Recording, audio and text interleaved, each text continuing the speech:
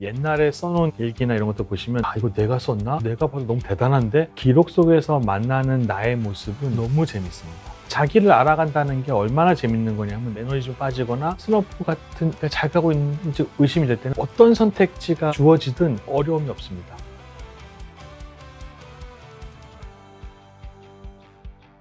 안녕하세요. 저는 백희성입니다. 본업은 건축가고요.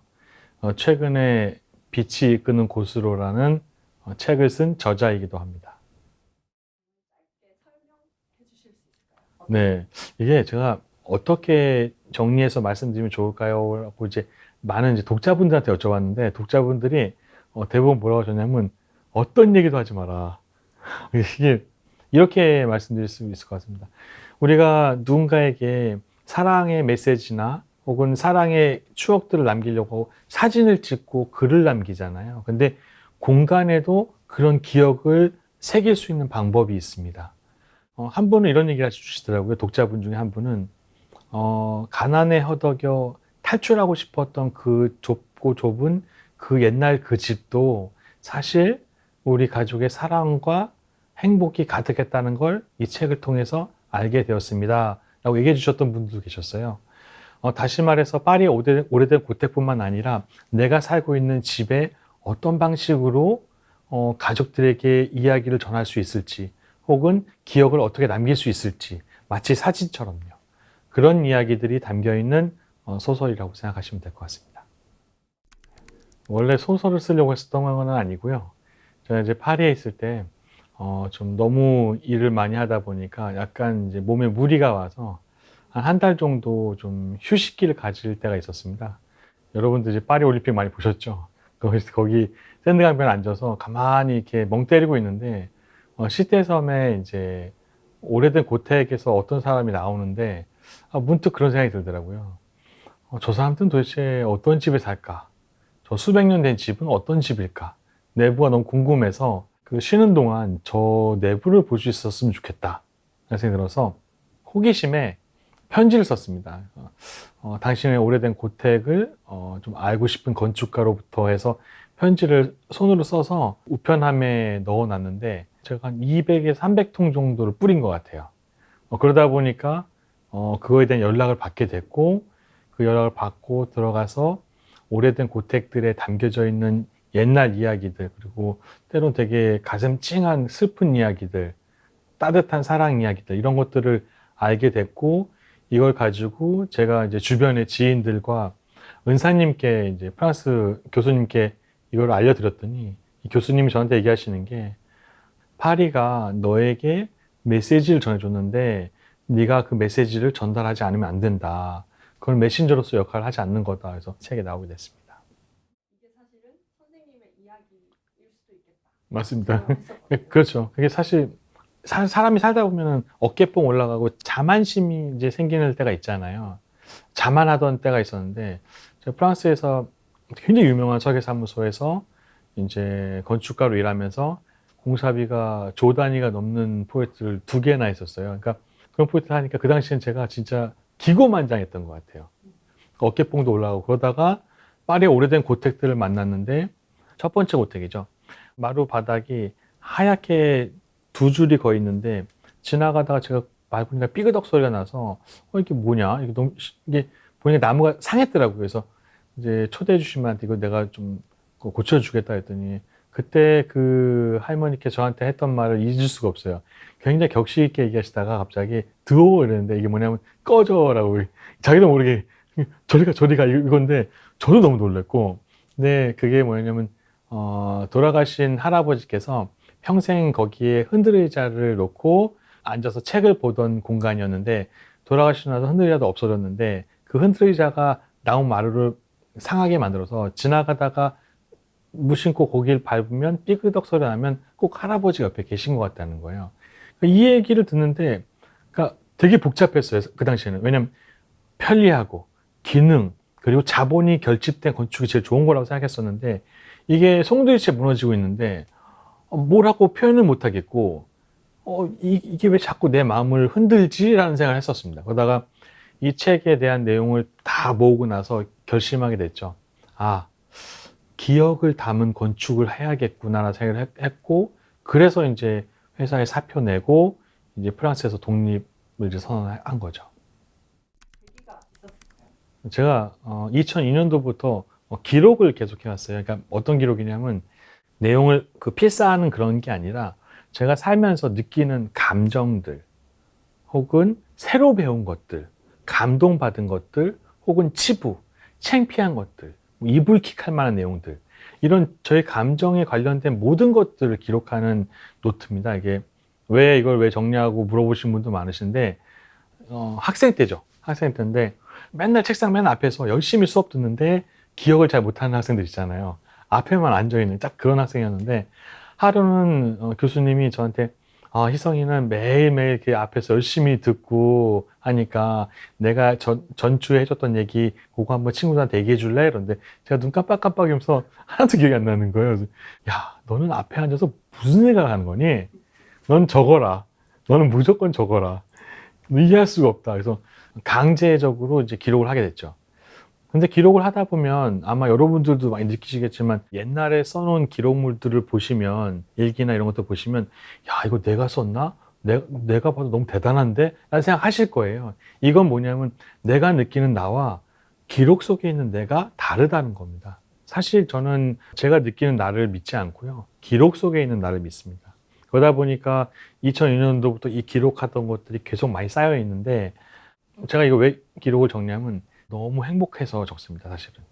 많은 분들이 기록이 어렵다, 기록하면 좋은지 나도 안다. 근데 기록하는 게 쉽지 않다고 하시는데 기록 강좌를 보면요. 제가 딱 한마디 하면 다들 고개 끄덕여 줍니다. 뭐냐면요. 기록은 하기 어려운 게 아니라 한 권을 넘어가면 그때부터는 중독입니다. 이 얘기하면 다 오케이 해주세요.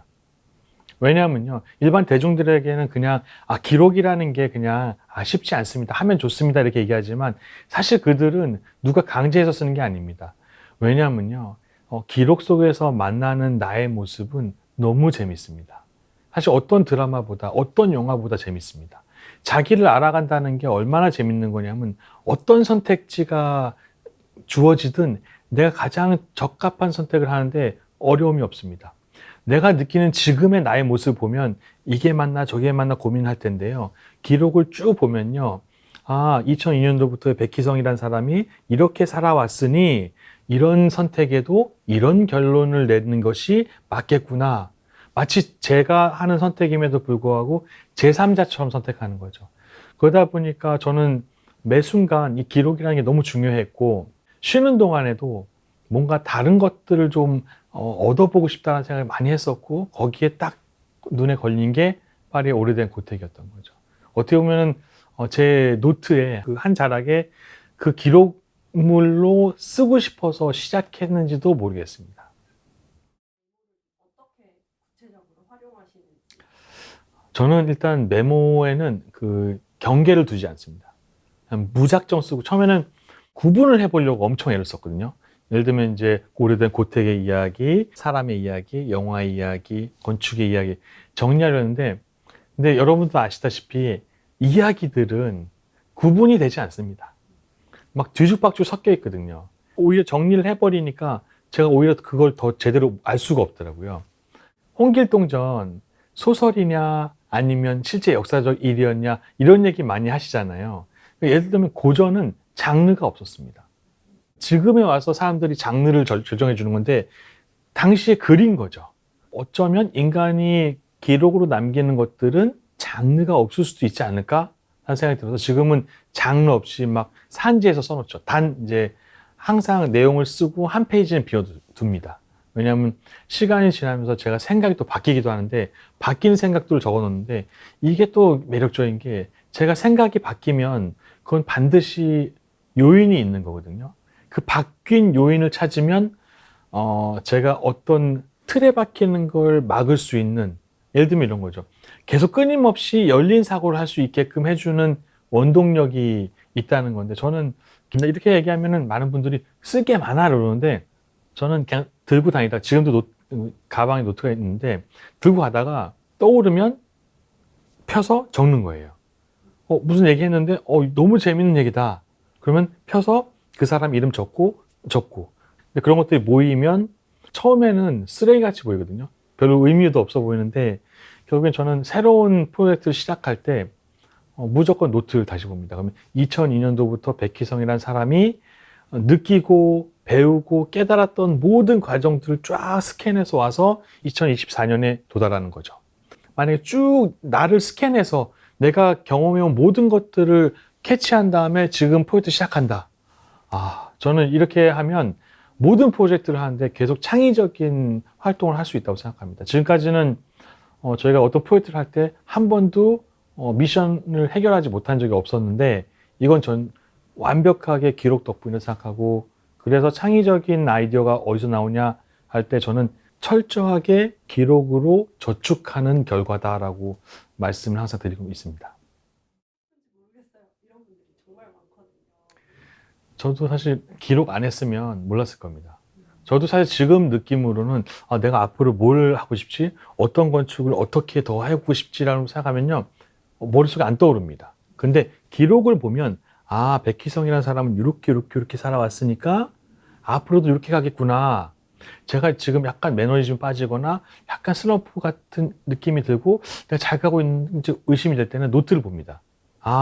이렇게 갖고 이런 위기 상황에 또 이렇게 극복했었구나. 그러면 이것도 지나가겠구나. 이걸 알게 되는 거죠. 그러니까 저는 기록이 없었으면 사실 제가 뭘 원하는지도 몰랐을 거고, 심지어 건축 같은 경우도 5년 동안 기록하다가 어떤 걸 알았냐면 건축이 저랑 안 맞는 거예요. 어떡하지? 이미 왔고 이제 지금 뭐 전문가로서 활동하고 있는데 어떡하지?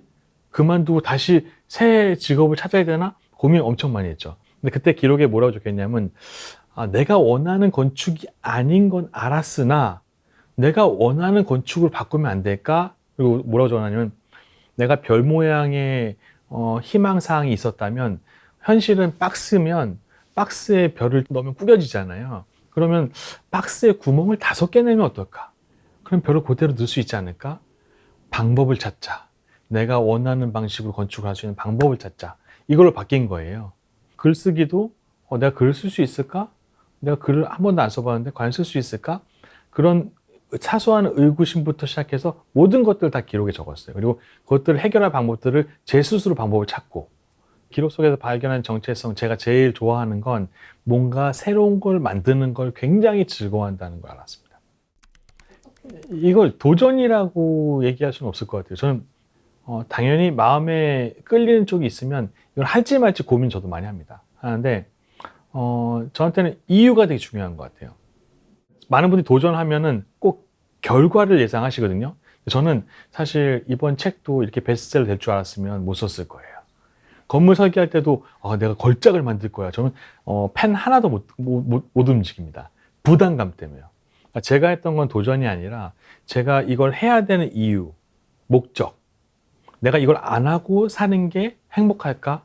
혹은 내가 이걸 해야 내가 진짜 행복할까? 이걸 진짜 오래 고민해요. 그래서 시작은 좀 오래 걸리는 편인데 내가 이걸 해야 된다라는 이유가 생기면 그때는 결과 생각하지 않고 그냥 덤벼드는 편입니다. 많은 분들이 되게 언제 글 나오냐, 언제 그 내용 나오냐 그러는데 제가 자료 수집 다시 정리하는데 8년 걸렸고 집필 2년 걸렸단 말이에요. 그러니까 10년 동안 이거 하면서 사람들이 포기했구나. 더 이상 안 물어봤어요. 전 천천히 한 거죠. 왜냐면 제가 뭐 소설을 배운 것도 아니고 글을 쓰는 거에 재주가 있는 사람도 아니니까 차곡차곡 해서 또 10년 후에 딱 나와서, 그리고 또 이게 잘 되면 많은 분들이 그래 도전해서 결과를 얻었구나 생각하시는데 저는 결과는 생각하지 않습니다. 결과를 생각하면 진짜 하나도 못할 것 같아요. 그냥 매 순간 제가 이걸 해야 되냐 말아야 되냐를 고민하고 이유를 찾는 게 가장 우선이었던 것 같습니다. 그림 그리는 것도 사실 지금 10년이 넘게 계속 해오고 있지만 또 멈춘 지도 한 10년 됐습니다. 근데 많은 사람들이 그림 포기했구나. 저는 속으로 얘기하죠. 아니, 내가 새로 그리고 싶어 하는 게 아직 없는 거예요. 저는 일을 쭉 가다가 문제가 생기면 그걸 넘으려고 하는데 너무 문제가 커져서 넘을 수가 없으면 그 상태로 고스란히 포장해서 덮어놓습니다. 근데 머릿속으로 생각하다가 지금 멈추고 나중에 해야지 하고 다 잊어버리는데요. 기록을 해놓고 딱 멈춰놓으면 나중에 뭔가 이거에 대해서 넘어가고 싶을 때, 이 허들을 넘어가고 싶을 때 노트를 보면 해왔던 과정들이 한 번에 다 보입니다. 그럼 거기서부터 점프해서 올라가는 거죠. 그래서 다빈치 책을 보면 너무 재밌는 게, 뭐 미적분 공부하다가 안 풀리면 건넌 마을 사는 그 친구한테 가서, 수학자한테 가서 언젠간 가서 물어봐야지 라고 적어놓고 끝내버려요. 그리고 또 다른 거 적어놔요. 근데 저는 이게 너무 흥미로웠던 거예요. 그러니까 다빈치가 다양한 것들을 만들어낸 게, 오늘은 화가에서 화가로 꽃을 피워야지, 조각가로 꽃을 피워야지, 뭐 이게 아니라 그 순간순간 상황에 맞게끔 선택했던 거고, 그 선택한 일들을 쭉 가다가 안 되면 멈춘 거예요. 근데 이게 사실 정확히 멈춘 게 아니라 홀딩인 거죠. 기록을 통해서 거기다 홀딩 시켜놓고 나중에 우연찮게 지나가다가 맞아, 나 그 사람 만나서 물어봐야지, 가서 물어보고. 다빈치라는 사람이 인간에게 보여준, 그러니까 가장 핵심은 이거라고 생각해요. 인간은 한 가지를 하기 위해서 만들어진 존재가 아니다. 다양한 것들을 할 수 있는 존재인데, 그걸 할 수 있는 방법은 어떤 일을 하다가 안 되면 웨이팅 걸어놓고, 또 다른 일을 해보고 웨이팅 걸어놓고, 그러다가 이것들이 순차적으로 같이 성장해 나갈 수도 있거든요. 결국에는 뭔가 할 때 잘 안 되시면 멈추지 마시고, 다빈치처럼, 저처럼이 아니라 다빈치처럼 잠깐 홀딩, 웨이팅 걸어놓으시고, 그 다음에 다른 일 하시다가 성장해서 이걸 해결할 수 있겠다라고 판단하시면 또 다시 거기서부터 또 진척하시고, 내가 준비가 되면 그 허들이 되지 않고 그냥 쑥 더 넘어갈 수 있는 상황이 오거든요. 이렇게 되면 죽을 때까지 정말 재밌는 걸 계속 할 수 있지 않을까, 이런 생각을 해봅니다. 그쵸. 너무 싫어하죠. 한 길만 팔아. 근데 융합이라는 단어도 많이 나왔고, 요즘 젊은 이제 MZ 세대들은 다양한 것들을 하려고 하더라고요. 저희 회사에 MZ 세대분들이 많으신데, 설계하시면서 아트 큐레이팅 공부하시는 분도 계시고, 뭐 다른 걸 공부하시는 분도 꽤 많으세요. 그러니까 그거는 저는 되게 좋은 사인이라고 생각하거든요. 한 길만 파는 것도 맞습니다. 저는 그런 분들 되게 존중하고 존경하고요. 한 길을 파서 문화재 장인이 되신 분들 정말 존경해서 그런 분들 많이 만나고 진짜 영감도 많이 받고요. 단지 그런 분들의 인생도 있지만 저 백희성이라는 사람의 인생은 그분들을 따라갈 수가 없더라고요. 그러니까 건축을 열심히 해서 한 길만 파고 가는 게 저한테는 너무 힘들더라고요. 아파하기도 하고 약간 상처도 많이 받고. 그런데 예를 들면 새로운 걸 만들고 싶어 하는데 클라이언트의 반대라든지 혹은 자본의 한계 때문에 할 수 없을 때 제가 생각하는 건 이만큼인데 요만큼밖에 못하는 경우가 건축가들 많습니다. 근데 나머지 부분들이 제가 하고 싶어 하는 그런 이제 그 갈망이 있다 보니까 이 갈망들이 쌓이니까 이게 독이 되더라고요. 점점 아파하게 하고 이 일에 대한 약간의 거부감도 생기고 매너리즘도 빠지고. 근데 이런 창의적인 이런 독소들을 다른 것들을 만드는데 제가 해소하니까 이게 다 해소가 되더라고요. 사실 저는 기록을 통해서 새로운 걸 만드는 거를 즐거워하는 건 동시에 백희성이라는 사람이 인생을 행복하게 살 수 있는 유일한 방법이기 때문에 하는 것도 있습니다. 사실. 예전에 많이 그런 생각 했었죠. 너무 아이러니하지 않나요? 요리사들은 진짜 열심히 요리 만드는데 정작 식사 시간에는 요리를 먹을 수가 없어요. 그리고 기자들도 보시면 정말 많은 사람들의 이야기를 써주지만 사실은 자기 이야기를 거의 쓰지 못하거든요. 건축가들도 보면은 열심히 건물 지어주면 사실 자기가 그 건물을 쓸 수는 없죠. 그 매너리즘에 빠졌을 때인데 도대체 세상의 모든 일이 다 서비스인가? 이런 생각을 했었던 거죠. 지금은 그런 지금은 절대 그런 생각하지 않죠. 지금은 이제 각자 자기 일에 어떻게 자기의 영혼을 담을 수 있을지 고민해야 되는 상황이라고 생각하는 거죠. 요리사는 끼니 때 식사는 못하지만 그 식사 시간에 그 요리를 먹으면서 사람들이 보이는 표정이나 행복감, 그 순간의 기억들, 이런 것들을 보고선 더 행복해지지 않을까. 기자분들도 어떤 사람을 발굴해서 그 사람이 하고 있는 일에 대해서 세상이 알게 해서 세상이 좀 더 이루어지게 만드는, 그것 또한 진짜 얼마나 의미 있는 것이지 않을까. 그리고 건축가도 내가 그 건물 다 짓고 키를 주고 떠나는 존재지만 그 건물을 나중에 돌아왔을 때 그 건물이 쓰이는 과정들을 보면서 그 안에 사람들이 행복해하는 표정들을 보면 그거만큼 진짜 행복한 일이 없죠. 네. 결국에 서비스가 아니라 자기 일에 어떻게 자기 혼을 담을 수 있는지를 고민하는 것이 이제 주제가 됐고, 루미에르는 결국에는 깨달았죠. 요즘에는 꿈 얘기하면은 욕먹는데요. 너무 힘들어 죽겠는데 무슨 꿈 얘기냐고. 도전 얘기도 하지 말래요. 힘들어서 기운 다 빠졌는데 무슨 도전이네요. 그래서 저 완전 동감하고요. 시대가 바뀌어도 변하지 않는 게 하나 있는 것 같아요. 나 자신인 것 같아요. 나 자신이 어떤 사람인지를 알아가는 게 너무 중요한 것 같고, 아마 제가 생각했을 때는 기록을 안 하시는 분들은 거의 없을 거예요. 낙서든 혹은 누가 얘기해 주는 걸 적든 어딘가에 다 있을 텐데, 그런 것들 한데 모아서 자기에게 질문하는 기록을 해보시면 어떨까 싶어요. 예를 들면 제가 첫 질문이거든요. 나는 왜 사는가부터 시작해서, 나는 왜 건축을 좋아하는가 부터 시작해서 다양한 질문들을 두고 그 질문에 대해서 답을 지금도 못하는 게 많거든요. 근데 어느 날 갑자기 그 질문에 대한 답을 할 수 있을 때가 있어요. 그때는 진짜 짜릿하기도 하고, 아, 내가 이렇게 성장하고 있구나, 혹은 이렇게 커가고 있구나.